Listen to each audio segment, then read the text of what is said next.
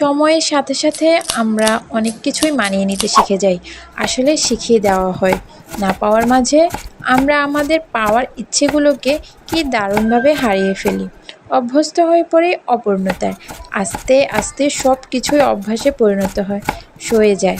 খারাপ সময় দেখতে দেখতে অভ্যাস হয়ে যায়, কষ্ট পেতে পেতে অভ্যাস হয়ে যায়, মানিয়ে নিতে নিতে অভ্যাস হয়ে যায়, সবই অভ্যাস হয়ে যায়।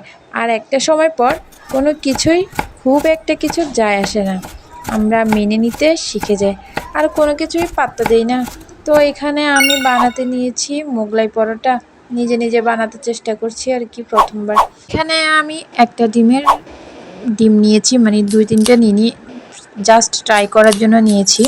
তো একটা ডিম দিয়ে খুব সহজ উপাদান দিয়ে অনেক তাড়াতাড়ি আসলে মোগলাই পরোটা বানানো সম্ভব। তো এখানে আমি তাই বানিয়েছি। এখানে প্রথমে ডিমটা ভালোভাবে কেটে কুটে পেঁয়াজ কেটে কুটে নিয়ে এখন ডিমটা গুলে এক সাইডে করে রেখেছি। তারপর ডোটা বানিয়ে তারপরে এখন ডিমটা দিয়ে দিলাম।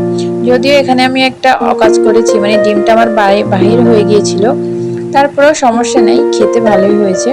এই তো আস্তে আস্তে হয়ে যাচ্ছে আমার মোগলাই পরোটা। তো ভেজে নিচ্ছি তেলের মধ্যে দিয়ে, কালারটা অনেক সুন্দর আসছিল কিন্তু আসলে।